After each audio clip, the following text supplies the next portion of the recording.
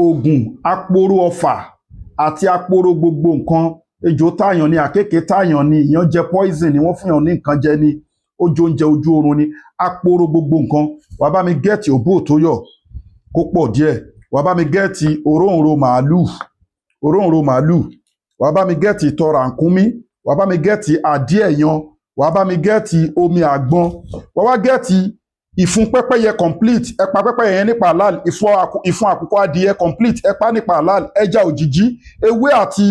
èso bombomu ẹgún pọ̀ mọ́ òbó òtóyọ̀ yẹn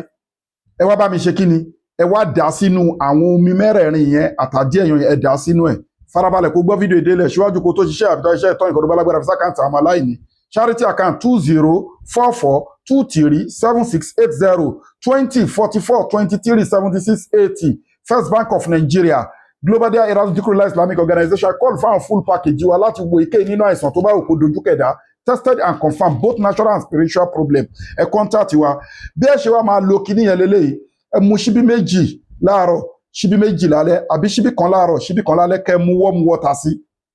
omi tó lọ́wọ́rọ́ kẹ́ mú lé lórí èyíkéyìí nínú ọfà tó ti wà nínú ara èèyàn ni àbí nǹkan àkékèé táyàn ni àbí kíní kan gbogbo nǹkan tó ń jẹ́ àporó yányán ló ń ṣiṣẹ́ fún bí isnillahi ta'ala ìfun pẹ́pẹ́yẹ ìfun àkùkọ adìyẹ ẹja òjìjí ewé àti èso bombomu òbó òtóyọ̀ ẹgún gbogbo nǹkan wọ̀nyẹn papọ̀ ẹ gẹ́ẹ̀tì òróǹro màálù ìtọ̀ ràkúnmí àdí ẹ̀yàn àti omi àgbọn ẹ mix àwọn omi mẹ́rẹ̀ẹ̀rin yẹn papọ̀ kẹ wá mix nǹkan tẹ gún yẹn kẹ mix ẹ̀ pẹ̀lú ẹ̀ ẹ filẹ̀ fún ọjọ́ mẹ́ta àbí fún ọjọ́ méje ó ti di oró ẹ bẹ̀rẹ̀ sí ní lò bisimilayi ta'ala ẹ fi fídíò yẹn ránṣẹ́ káwọn èèyàn jàǹfààní ẹ̀ ogun tó bá ti ṣẹ́nu gbèsè ayé wa kò ní gbére wọn gbọ́ yẹn customers wa inú yẹn á dùn ayọ̀ yẹn á pọ̀ yín tẹ́ ń bẹ lókè òkun ẹ kéré òkú wálé àdúrà yẹn á gbà ẹ̀yin tẹ̀lé ń ṣe program wa náà ìbànújẹ́ òkèrè tóbi kò ní kàn yín inna li zata lillahi jami'a gbogbo agbára ọlọ́run bá lónìí má sàlẹ̀ àm.